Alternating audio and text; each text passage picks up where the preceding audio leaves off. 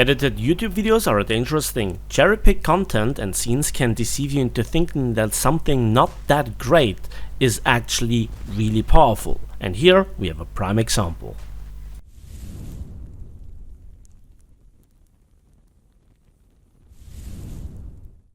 Hello there, and welcome back to War Thunder aboard the USS Mississippi, which is actually a New Mexico class in its 1945 configuration.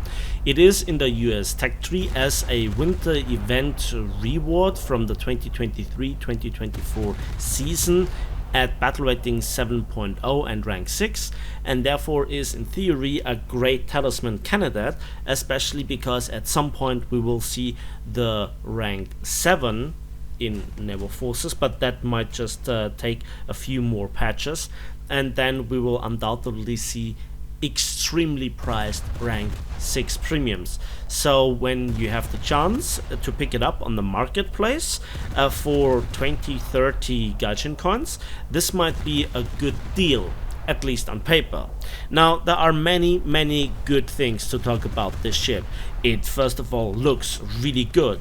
It has thick armor in an all or nothing armor scheme, thick belt, thick deck plating, really thick turret face armor, and then it also has really great AA, all the 40mm quad mounts in the world, and also a lot of 5-inch 25s with a really high rate of fire, and you have radar, and the 5-inch 25s have the very well known beloved proximity fuse, so for aircraft you're in theory a no-go zone. Yes, the ship doesn't have torpedoes, yes, the ship doesn't really have high speed, but that doesn't really affect your capability of dealing with other battleships, at least at first. And then we come to the one thing that absolutely destroys this ship, and that's the 40-second reload. Now that at first glance doesn't really sound too bad, and if you have patience, who cares if you then can absolutely obliterate an enemy battleship with the strongest APHE shell in the game. And in this semi-review I actually made some graphs for you to show you that it is a significant difference to even place 2 and 3 of other high penetration APHE battleship rounds. So yeah, in this video I want to show you also this kill, which is the stupidest kill I think I've gotten in a very long time. And yeah. Anyway, so the USS Mississippi is a ship that also brings a lot of danger with it, because on paper it has this fantastic battleship killing capability, but then it actually turns out that I just can't hit my targets. I miss salvo after salvo. When I hit an enemy ship, it's in places where I do no critical damage, you know, just killing a percent here and there, and that every 40 seconds is absolutely infuriating. So I was hesitating for way too long to make the video, and again, this is cherry-picked content, you know. This is the best of the best that I got out of this ship.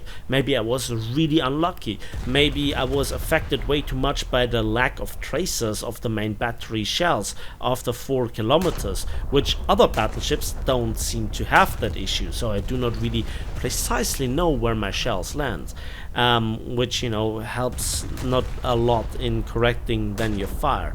But, you know, all the bad things shoved aside, let's talk about the really good stuff. Let's focus on the 2 shells. The HE, not too bad, but you know, there are better HE shells in the game, and it is this 14-inch Mark 16 APCBC round that has the highest penetration in the game for any APHE round, and it's the blue line. And as you can see, the only other ship that comes close is the Kronstadt, and the Kronstadt loses the penetration at distance, whereas here the Mark 16 shell keeps it. And the red line is the USS Arizona, which previously was really strong, and you are way above it at all distances.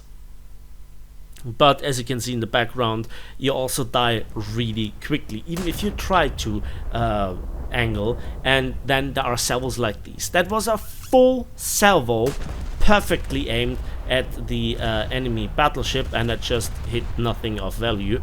And even though I have this fantastic penetration even at 30 and 60 degrees angles of attack, which comes in handy in theory at long distances for plunging fire. Now I have a heavy shell, but it's not actually that heavy. It is comparatively with the 14-inch from the Congo class, or from the Japanese 14-inch guns in theory. And then you also have only a 10 kilogram heavy TNT warhead. That's not a lot. You're just lacking the damage, especially in comparison to other ships. The Kronstadt in its 12-inch gun or shell has 18 kilograms. So just to put things into perspective. And again, I want to highlight scenes like this. I aim really carefully and I just don't get the hits. That's really boring. And the problem is the 40 seconds get even longer when your barbette gets hit, and when you also repair, and then you have the penalty of 80 or even 120 seconds reload, and that with an ace crew you can already see where the journey is going, right? Whereas then other ships have 30 or even down to 20, in extreme cases even less reload. Yes, Scharnhorst, I'm looking at you. And those other ships are just more effective versus normal battleships, versus cruisers in particular, where you really suck, you have no SAP around, all the good fun. And this is further enhanced, this problem, especially versus cruisers, because your secondaries are 5-inch 25s and not 5-inch 38s, meaning you do not have access to SAP rounds for your secondaries, meaning you have to use your main guns even on ships like, damaged light cruisers or even destroyers, and you kind of see how this is really ineffective. Also, your turret rotation speed is really slow, and this doesn't really give me confidence in this ship. But also pumping out salvo after salvo, doing little to no damage, and when you then are just, after doing actual damage, receiving only an assist, that's just wild. That's just absolutely no. And sadly, this is the constant experience with the ship, and it is similar to the experience that I had in the Arizona, in the Texas, in the Nevada. Those are not bad ships, and they are competitive, if it wouldn't be for that absolutely stunning 40-second reload.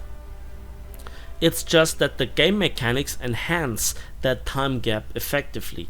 And so the worst thing that you can do to a Mississippi or Arizona play is to take out the turrets, damage them, set them on fire, but not kill them, That's like the equivalent of track and barrel torture with tanks over and over again.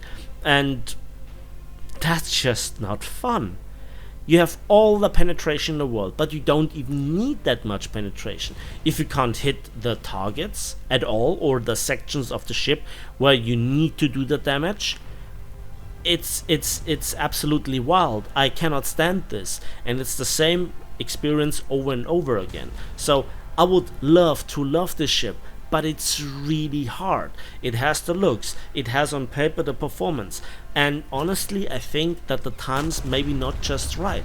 Why? Because in the future we'll see more battleships with more armor, and then maybe the penetration advantage over your competitors might make the difference. But then again, that's just speculation. I mean, eventually we will see the really big hitters, something like Iowa, Yamato, and Bismarck, of course, and maybe projects like the Gneisenau with the 15-inch guns or the 38 centimeter guns, right? But that's far in the future. Until then, this is just not what I would pick to fight in naval forces. It's effective though. You get the RP, right? and maybe you are that really patient marksman that this ship requires. I am not. And even if maybe it just had really, and I mean really bad RNG or misfortune, whatever.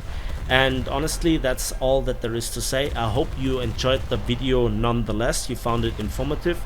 If so, why not give it a like, subscribe and hit the bell. For you it's just a couple of clicks, for me it means the world. And we'll see each other in the skies, on the battlefields and on the waves of War Thunder.